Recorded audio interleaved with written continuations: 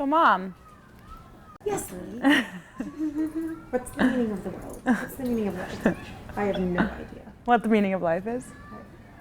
No idea. I don't know whether I'm an existentialist or I'm hopeful.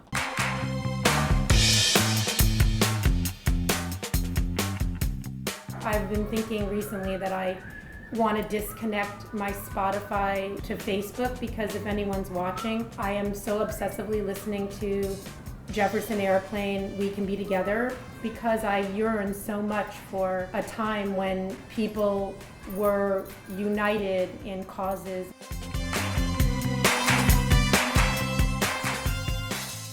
It was a natural inclination to emphasize the idea of caring about others and caring about things that are more than just your own existence. I'm unbelievably inspired by the people that we've done it because of their commitment to things larger than themselves and each one in their own way. We live in a capitalistic, competitive society. We live in an internet generation where a lot of things are about look at me, who's better, who has more likes, individuals.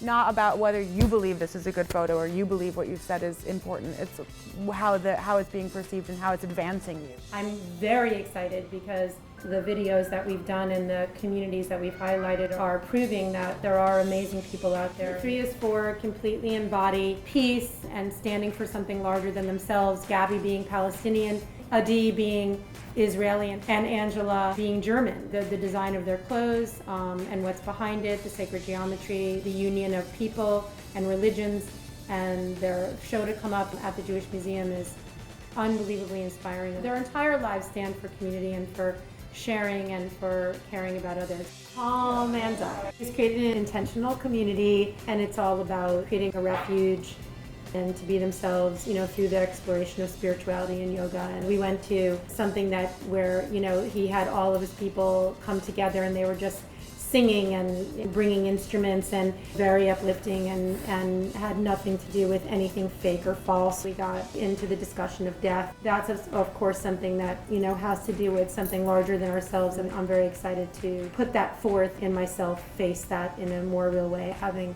met him. Charlotte Kidd, she's bought a building in Red Hook where artists can come and live and work, and you definitely have the sense when you're there that she's, a pioneer, and it takes people like her to make new communities and putting in new roots and to keep, maintaining a sense of culture and art in New York.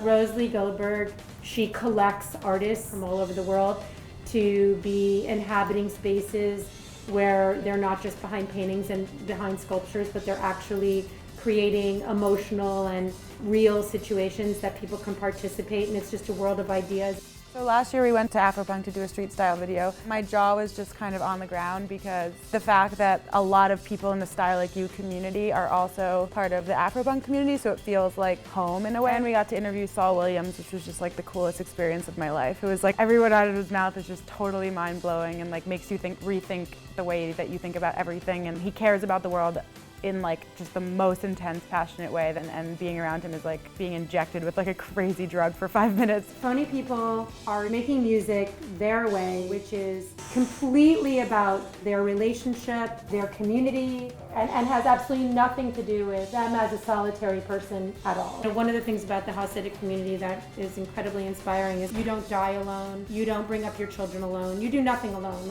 Everything is about community. There's an incredible infrastructure for a woman to work and to have a job and to have 13 children, which I would have liked to have more than 2, and have a job. And that was something that I really struggled with. I didn't like hiring nannies to take care of you and Lewis. If I had had the support from my parents and from an extended community, I would have been able to more successfully keep my career going and raising my children. The fact that the modesty of the women has to do with the reverence for the body, the sacredness of who you are, I think is an incredibly beautiful thing, and especially in contrast to this culture where in the East Village on Friday and Saturday nights, they're falling all over men, drunk, and feeling that this is some kind of freedom and this is some kind of wonderful feminist choice, I think is fucking bullshit. In a way, the journey that I've gone through, growing up in sexuality, I actually relate to what they were saying. The things that I value most about how you've raised me are things that we share with them, which I thought was interesting because I thought that they were so different from us. From all of the videos that we've done for community, I'm totally stoned.